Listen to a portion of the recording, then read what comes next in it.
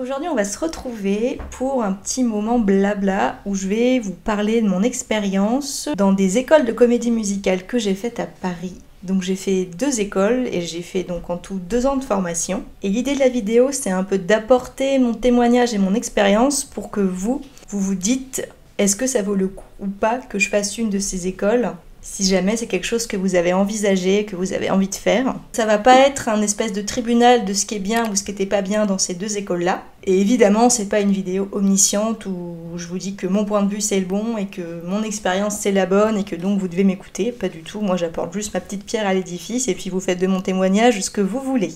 Donc je vais commencer par une remise en contexte pour que vous voyez un petit peu d'où je viens d'un point de vue artistique, on va dire, et qu'est-ce qui m'a amené à faire ces écoles de comédie musicale. Ensuite, ce que j'ai trouvé intéressant et moins intéressant dans l'idée de faire ce type de formation. Ce qui nous amènera à nous dire à peu près pour quel type de profil en particulier je recommanderais ces écoles-là. J'ai l'impression de faire un devoir comment je parle. Cela nous amènera à la conclusion. Oh, j'ai chaud, mais je peux pas ouvrir parce qu'il n'y a pas de vent. Si je regarde un peu en bas, c'est parce que j'ai mon papier et comme je suis un peu une angoissée d'oublier des choses avec ma mémoire défaillante, je regarde souvent mes notes. Moi, je suis née déjà dans une famille où il n'y a aucun artiste. Donc, je suis l'artiste de la famille, c'est le cas de le dire, vraiment. J'ai commencé à faire de la danse classique en 2002, donc j'avais 7 ou 8 ans. Et j'en ai fait pendant quand même... j'en ai fait pendant 9 ans ou 10 ans. En vrai. Ensuite, à partir de 2007, je crois, j'ai voulu faire de la musique également. Au départ, je voulais faire du violon, mais mon père, il voulait pas. Parce que le bruit, tout ça, non, c'est mort. Donc, il n'y avait pas de place en piano. Et comme je voulais absolument faire un instrument de musique, il restait de la place dans, je crois, saxophone et clarinette, des trucs comme ça. Ma meilleure amie faisant déjà du saxophone à cette époque-là, je me suis dit, vas-y, moi, je vais faire de la clarinette et tout, comme Carlo dans Bob l'éponge. Donc avec ça, il y avait bien sûr l'orchestre, je fais partie d'une banda et j'ai fait 5 ans de solfège. J'ai arrêté le solfège dès que j'ai pu vraiment. Les 2 premières années, c'est intéressant et c'est bien, mais à partir de la 3e année, voilà ce que j'avais comme expérience. Sachant que tout ça, j'ai arrêté entre 2010 et 2013. Et la première fois que j'ai mis les pieds dans une école de comédie musicale, c'était en 2023, soit 10 ans après avoir arrêté la musique et 13 ans après avoir arrêté la danse. Vous le voyez bien, tout est possible. Au fil des ans, j'ai commencé à ressentir un petit vide en moi parce que l'art, ça a fait partie de moi. Et bah du coup, il me manquait cette partie de moi et c'est ce qui m'a motivée principalement à mettre les pas dans une école de comédie musicale. Il faut aussi savoir que j'ai choisi des formations qui sont à temps partiel parce que dans ce type d'école, la plupart du temps, je connais pas le programme de toutes les écoles, mais on propose des cours à temps plein. Donc c'est tous les jours du lundi au vendredi, et c'est toute la journée, comme une école normale. Ou sinon, il y a ce qu'on appelle des cours du soir. C'est une formation avec donc moins d'heures, logiquement, mais ça reste une formation professionnelle. Moi, j'ai choisi la formation à temps partiel parce que je voulais une formation qui soit professionnelle, vu que j'avais perdu toutes mes années d'expérience qui étaient déjà bien lointaines et que j'étais niveau 0 en théâtre et en chant, en tout cas niveau technique. Donc voilà, j'ai pris ce qui m'arrangeait, j'ai fait ma petite recette. Qu'est-ce que j'ai retenu maintenant avec mon parcours, mon expérience de ces 2 années? Je vais commencer par vous parler des points négatifs. Comme ça, après, je vous parle de choses un peu plus neutres et je termine avec le positif. C'est quand même un peu plus sympa. Je vais peut-être aussi vous décrire comment étaient à peu près les cours que j'avais, sinon vous allez pas trop comprendre ce que je suis en train de juger.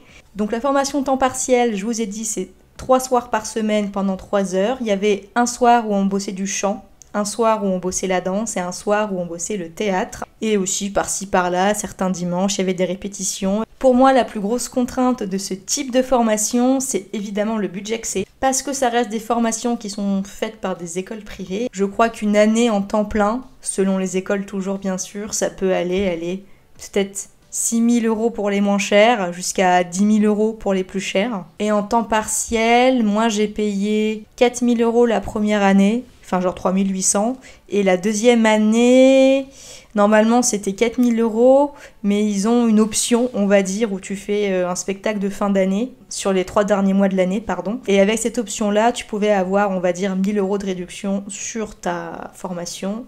Moi, j'ai fait pendant 2 ans, franchement, une grande partie grâce à mes parents qui m'ont quand même un peu aidée, sachant qu'ils sont pas riches du tout, donc vraiment, je les remercie tout cœur déjà de m'avoir aidée quand même.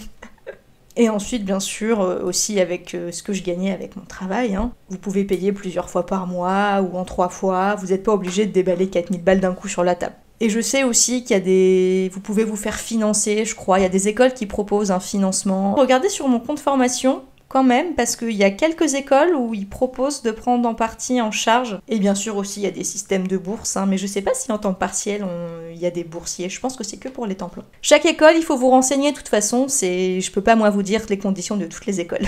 Dans tous les cas, c'est sûr que ça reste quelque chose avec un budget élevé. Ensuite, il faut savoir que c'est des formations qui prennent du temps, évidemment. Parce que oui, bien sûr, dans mon cas, j'avais 9 heures de travail par semaine. Et bien sûr, comme on est dans un domaine artistique, vous vous doutez bien que le travail ne s'arrête pas aux 9 heures de cours que vous faites sur place, il faut aussi travailler chez vous, retenir les textes, apprendre vos chansons, vous préparer pour les spectacles qu'il y a au cours de l'année, les évaluations, nanana. Donc voilà, c'est aussi du travail en plus à faire chez vous. Donc il va falloir réussir à vous dégager du temps. Ce qui peut être plus ou moins compliqué selon votre statut social, votre profession, vos horaires de travail, comment vous rentrez chez vous. Enfin voilà, franchement, il y a plein de facteurs qui peuvent faire que vous n'arrivez pas à vous dégager du temps, ou très peu. Et si vous voulez donner tout ce que vous avez pour ce type de formation, c'est vrai que c'est un peu frustrant de ne pas pouvoir donner le meilleur de soi-même quand on ne peut pas accorder tout son temps à ça parce que on a d'autres priorités dans la vie, notamment ce qui paye nos factures, n'est-ce pas? Ensuite, il faut savoir, je trouve, que c'est des formations où tous les niveaux sont acceptés. En général, on exige de vous que vous ayez au moins de l'expérience dans une des 3 matières, donc soit en chant, soit en danse, soit en théâtre. Et moi, en 2 ans de comédie musicale, je dois avouer que... Alors, on a eu des cours sur des vocabulaires, notamment, je pense, en chant, etc. Mais il manquait pas mal de choses. Moi, il y a plein de termes que j'ai appris par moi-même pendant cette formation et ça m'a demandé aussi des recherches personnelles parce que c'est vraiment des cours où en fait on va bosser pour monter un spectacle de fin d'année principalement en général.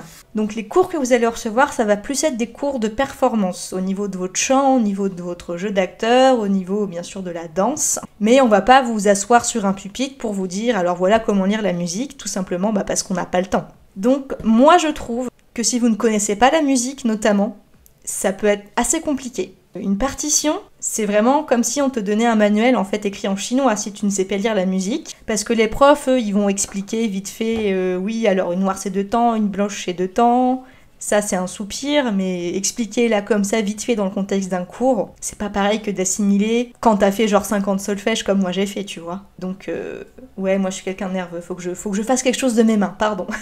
Notamment, ça peut être embêtant quand tu connais pas non plus la notion de rythme. Pour le chant, mais aussi pour la danse, en fait, t'improvises un peu sur le tas, t'essayes d'apprendre par toi-même, mais c'est pareil, c'est pas des choses qui vont être développées forcément en cours. Particulièrement en chant, je me suis rendu compte que heureusement je connaissais la musique, que je savais lire une partition, que je connaissais les rythmes, parce que vraiment, sinon, je pense que j'aurais vraiment coulé. C'est un peu, ouais, c'est très sportif. Et en danse, alors j'avais aucune notion, tout ce qui est technique, coordination, etc.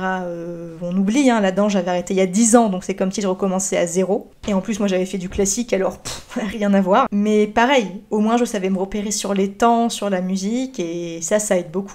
Je dis pas que c'est des formations inaccessibles si vous êtes vraiment un grand débutant, mais quand même, vous risquez de patauger un peu sur les bases. Et les derniers points que j'ai trouvé un petit peu négatifs, c'est que le fait que ce soit des cours collectifs, alors il y a aussi du positif, on y reviendra plus tard évidemment, mais ça fait que c'est des cours où en général on est allé entre 10 et 20 élèves peut-être, et donc en 3 heures, vous imaginez bien que les profs n'ont pas le temps de vous accorder à vous personnellement une attention particulière, parce qu'il y a 15 personnes avec vous.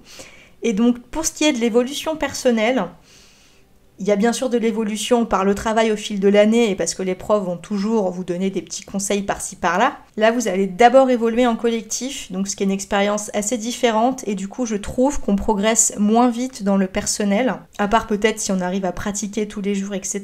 Mais c'est pareil, c'est pas vraiment pareil que d'avoir un prof particulier qui peut vraiment vous coacher à 100% et donner des conseils qui sont faits pour vos besoins, pour ce que vous voulez faire et ce dont, etc. Donc ouais, il faut y mettre du sien un petit peu de son côté aussi, si on veut évoluer personnellement. Je vous reprends vite fait parce que j'ai oublié de vous dire un truc qui appuie un petit peu mon propos. C'est que ce soit dans la première ou la deuxième année de formation que j'ai faite, en fait, il y a beaucoup de mes camarades qui prenaient également des cours à côté, que ce soit en chant ou en danse en particulier. des cours supplémentaires. Parce qu'ils trouvaient soit qu'ils évoluaient pas assez dans l'école où on était là, soit dans le sens où ils avaient pas assez de clés pour progresser, soit dans le sens où ils voulaient progresser plus parce qu'ils s'ennuyaient dans cette école. Ça dépendait du niveau de chacun. Payer une formation à ce prix-là pour au final devoir presque être obligé de prendre des cours à côté, vous voyez que ça fait un budget à un moment donné. C'est pour ça que je vous dirais, ou que je vous ai déjà dit, je ne sais pas, de privilégier de prendre des cours d'abord pour vous-même, si vraiment vous êtes un grand débutant. Vous évoluez parce que vous progressez, parce que vous faites de l'expérience, et pas bien sûr parce que quand même il y a des profs qui vous conseillent un petit peu, ils sont quand même là pour ça, mais c'est pas pareil que d'avoir des cours perso, vraiment pas. Il y a 2 points maintenant que j'ai appelés les points neutres, parce que pour moi c'est des points qui sont ni positifs ni négatifs et qui vont surtout dépendre de l'école dans laquelle vous allez. Selon l'école que vous allez faire, le rapport qualité-prix par rapport à la formation que vous allez payer et le temps que vous allez investir dedans, ça va être plus ou moins rentable par rapport à la qualité de ce que vous allez recevoir. En gros, je vais vous donner un exemple avec ma première école et ensuite avec ma deuxième parce que c'était vraiment différent. Je paye une formation à temps partiel environ 4000 balles et à la fin d'année, on prépare un spectacle déjà qu'on prépare en 3 mois pour un total de 10 minutes de passage en scène. On nous achète pas forcément de costumes, donc on prend un petit peu les restes de ce qu'il y a. Donc moi je me suis acheté 2 robes perso parce que j'avais pas envie de prendre les trucs moches qu'il y avait dans les valises de l'école. Et surtout, alors que les temps pleins ont des vrais gros numéros musicaux, nous on a 2 scènes chantées. Moi ça m'a rappelé quand je faisais mes galas de danse quand j'étais petite en fait. C'était presque limite émouvant, c'était le petit spectacle à la salle des fêtes de machin devant les parents et la famille, tu vois. La seule différence c'est que là c'était dans un grand opéra, que c'était dans un cadre plus professionnel, on va dire, et que j'étais dans une école à peu près prestigieuse, donc c'est pas pareil que la petite école de campagne non plus. Mais à part ça, c'était vraiment ressenti kermesse, spectacle de fin d'année, gala de danse. 4000 balles pour faire 10 minutes de spectacle finalement à la fin de l'année, ça fait mal, c'est un peu cher. Alors que la deuxième école, pour le coup, même en temps partiel, vous avez un spectacle à vous à la fin de l'année. Donc nous, on avait fait The Greatest Showman et ça a duré, c'était un spectacle d'1h30 quoi. Donc c'était un vrai spectacle qu'on a préparé sur au moins 6 mois, même un petit peu avant au préalable donc. Sachant qu'il y avait aussi ce dont je vous ai parlé, là, de spectacle de Noël qu'on devait faire sur les 2 premiers mois de l'année, mais qui était donc à la fin de l'année. Et aussi, il y a d'autres opportunités qui s'offraient par-ci par-là au fil de l'année. Si vous étiez disponible et que vous aviez du temps pour pouvoir faire ça, ça vous rajoutait encore des trucs en plus. Donc physiquement, c'est très dur, clairement.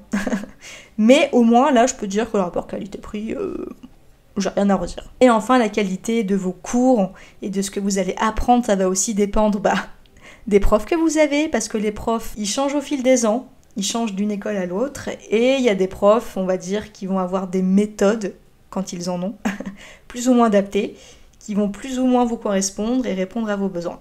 Et aussi, bien sûr, de la promo que vous allez avoir de vos camarades de classe, parce que c'est aussi ça qui va déterminer s'il y a une bonne ambiance parmi vous, si au contraire il y a une sale ambiance, et selon l'un ou l'autre, votre expérience va évidemment être complètement différente. Je pense que j'ai fait à peu près le tour de ce que je voulais vous dire. Je vous jure, j'ai trop envie de développer des trucs, mais c'est du perso, de ce que j'ai vécu, donc c'est pas le sujet de cette vidéo. Peut-être que j'en ferai une. Je vais quand même finir avec les points positifs, parce que évidemment, heureusement aussi, j'ai envie de dire, il y en a. Le premier, c'est qu'avec ce type de cours, vous apprenez principalement à bosser en collectif, comme je vous disais tout à l'heure. Donc peut-être que vous développez moins votre expérience personnelle, mais vous apprenez à bosser en collectif, et c'est très important d'apprendre à travailler avec les autres en fait, parce que le monde de la scène, c'est un domaine où vous allez tout le temps être amené à travailler avec d'autres personnes, même si vous êtes artiste solo, parce que imaginez, vous devenez chanteur, et bien vous allez quand même avoir, je sais pas, des musiciens, des régisseurs, un manager, je ne sais quoi, mais encore plus sur un spectacle, vous allez toujours bosser avec d'autres personnes. Donc ça permet de se faire une vraie expérience à ce niveau-là, et je vous jure que c'est quelque chose de très important. Et mine de rien, oui, c'est quelque chose qui s'apprend, car croyez-moi, tout le monde ne sait pas bosser en collectif. Ensuite, dans tous les cas, ça vous fait une expérience. Tout ce que vous allez faire, même si dans certains cours vous êtes un petit peu largué, vous progressez quand même rien que par la pratique. Et ça, c'est quand même quelque chose de super enrichissant. Ça permet aussi de se faire un réseau. Et ça, c'est quelque chose qui est important dans le milieu. Parce que c'est souvent par le réseau que vous allez avoir des propositions ou même voir passer des messages à propos de casting, d'audition, etc. Parce que tout n'est pas publié sur les sites de casting qu'on peut trouver sur internet. Dans ma deuxième école, on nous a donné des noms de personnes, un peu des gens à connaître dans le milieu. Et ça, j'ai trouvé que c'était cool. et aussi avec tout simplement les personnes que vous allez rencontrer. Peut-être que vous allez vous faire des affinités avec telle ou telle personne et vous allez commencer à faire des choses ensemble. Et il faut pas oublier que vos camarades, c'est pas juste les copains comme au lycée, c'est aussi peut-être de futurs collègues, donc dans tous les cas, peut-être qu'un jour il y en aura un qui aura un petit plan à vous proposer, ou inversement, vous allez voir un truc et vous allez vous dire tiens, ça irait bien à machin, je vais lui envoyer. Ça, c'est du réseautage. C'est un terme que je déteste parce que moi, quand j'entends réseautage, je vois toujours une image de gens genre hypocrites qui font genre ils s'adorent et tout juste pour avoir un intérêt professionnel. Et vraiment, je déteste. Mais je vous assure qu'on peut se faire du réseautage de manière tout à fait saine et normale. On n'est pas obligé de mettre un masque, etc. Il y en a qui le font, on va pas se mentir, mais voilà, chacun est comme il est. Et des fois aussi, si on veut avoir du travail, enfin bon, c'est une autre histoire. Et le dernier point que je trouve positif, c'est que vous apprenez quand même à vous connaître. Moi, en 2 ans de formation, j'ai eu le temps de réfléchir et de remarquer les types de matières qui me posaient le plus problème, celles que j'aimais vraiment, celles que j'aimais moins, et finalement sur la continuité de mes aspirations artistiques, ce que j'avais vraiment, dans quelle direction j'avais vraiment envie d'aller. Ça permet en fait de s'élargir un peu nos perspectives, on enlève le rideau de nouvelles fenêtres, on ouvre de nouvelles portes, on tapote de nouveaux murs. J'invente des expressions là. Mais voilà, ça élargit un peu le champ de ce qu'on sait, de ce qu'on voit, de ce qu'on veut, et ça reste évidemment hyper enrichissant. Du coup, qu'est-ce qu'on peut en conclure, Justine? Dis-nous tout. Est-ce que ça vaut vraiment le coup de faire ce genre d'école? Est-ce qu'on doit absolument passer par là si on veut bosser dans le milieu du spectacle? J'ai envie de vous dire que ça va vraiment dépendre de votre profil. Vous serez moins largué si vous connaissez au moins les bases de la musique, si vous êtes un minimum sportif, même si pour eux c'est pas quelque chose d'obligatoire, moi je trouve que vraiment ça reste important, sinon ça va être vraiment compliqué pour vous. C'est que mon avis perso. Si vous voulez quand même le faire, allez-y. Il y en a qui l'ont fait et qui ont survécu. Ensuite, évidemment, il faut avoir le temps pour s'investir et l'argent. Et ça tombe pas du ciel. Donc écoutez, si vous avez un métier qui fait en sorte que vous arrivez à vous organiser facilement pour pouvoir prendre du temps à côté, pour réviser et apprendre ce qu'il y a à faire, pour vraiment vous investir à fond, sans frôler le burn-out pour autant, franchement, si vous avez à la fois le temps et l'argent pour ce type de formation, n'hésitez pas, ça ne peut être qu'un plus dans tous les cas. Moi, je vous conseille de prendre des cours de votre côté dans un premier temps. Prenez des cours particuliers. Trouvez, je sais pas, un coach en chant si c'est ce que vous voulez travailler en premier. Mais en tout cas, vous mettez pas une pression en mode « Oh là là, il faut à tout prix que je fasse une de ces écoles, donc je vais faire un prêt, je vais m'endetter. » Il y a pas de panique, c'est pas rédhibitoire. Ça va pas vous empêcher de devenir pro, voilà. Après, c'est jamais facile de savoir de ce que demain sera fait, alors si vous êtes plutôt du genre à vous dire « Ouais, mais je veux quand même y aller maintenant », je vous comprends. En gros, pour vous résumer, là je vais prendre ma feuille, ce sera plus simple. Pour moi, ce type d'école, il est plutôt intéressant si vous êtes un de ces profils-là. Vous avez le temps ou l'argent, ou le temps et l'argent pour vous y consacrer et pour pouvoir travailler. Si vous connaissez au moins les bases de la musique et du rythme, et que vous avez un profil, on va dire, d'artiste au moins grand débutant / intermédiaire, ou vous ouvrir une nouvelle perspective, je sais pas, vous êtes danseur et comédien depuis quelques années, et de rajouter ça en plus à mon petit setup d'artiste. Ou alors si vous êtes un artiste un petit peu solo, etc., et que vous avez envie de faire une expérience de spectacle en collectif, des cours en collectif, monter quelque chose en collectif, voilà, l'expérience du groupe, là aussi c'est quelque chose d'intéressant. Par contre, si vous êtes ce que je vais appeler un vrai débutant dans les 3 domaines, que vous n'avez pas forcément les moyens d'y aller, en tout cas au moment où vous y pensez, ou alors que vous n'avez pas trop le temps à cause de votre travail, moi je vous dirais d'attendre. Attendre d'avoir les moyens, attendre d'avoir le temps, et de profiter de ce temps pour évoluer de votre côté en tant qu'artiste, donc en prenant plutôt des cours individuels. Prenez le temps pour évoluer personnellement sur le ou la matière qui vous intéresse le plus. Prenez des cours dans une école qui font des cours à la carte, je ne sais pas, faites une année dans une école de musique, un conservatoire, vous trouvez-vous un coach vocal ou un coach de théâtre, je ne sais pas. Faites au moins 1 an de solfège, ou je sais pas, achetez-vous un cahier pour apprendre les bases du solfège, et je vous jure que savoir lire une partition et lire des rythmes aussi, lire des rythmes entre guillemets, les entendre et les comprendre et pouvoir les... Eh ben, c'est quelque chose qui va vraiment beaucoup vous aider. C'est à peu près tout ce que j'avais à dire. J'avais prévu une partie où je vous parlais d'un petit peu d'un point de vue perso de ce que moi ça m'avait apporté ces 2 ans, mais bon, ça fait déjà 50 minutes que je filme. J'ai pas envie que la vidéo dure 10 ans, et puis j'ai pas envie non plus de trop me dispatcher. C'est ma spécialité, vous le savez. Donc écoutez, soit je referai une vidéo à ce sujet, soit vous me posez vos questions sur mes réseaux sociaux si ça vous intéresse, si vous voulez mon témoignage, je serai ravie de vous répondre. Mais voilà, vous ne vous mettez vraiment pas la pression, et sachez qu'il y a beaucoup aussi de directeurs de casting qui regardent même pas les CV artistiques, donc le fait que vous ayez fait telle école ou quoi, à moins que vous passiez une audition, je sais pas, pour un directeur de casting qui est partenaire avec cette école ou qui est poteau avec le directeur, je suis pas sûre que ça soit hyper important. L'important c'est vraiment ce que vous avez à donner, même si bien sûr c'est votre expérience qui va vous permettre de donner le meilleur de vous-même finalement. En gros, vous mettez pas la pression. Ah, je suis chiante, j'arrive pas à synthétiser bien comme je voudrais à chaque fois. Mais j'écris pas vraiment mes vidéos parce que sinon je ferais que lire mes notes en fait. C'est impossible pour moi d'écrire une vidéo. Je prends des notes parce que sinon je m'éparpille et j'oublie trop de trucs et ça m'énerve. Mais bref, voilà. Je vous laisse parce que j'ai déjà beaucoup trop parlé. Je vous retrouve bientôt, j'espère que la vidéo vous a plu et je vous fais des bisous tout doux. Ouais, ASMR pinceau. Je suis fatiguée.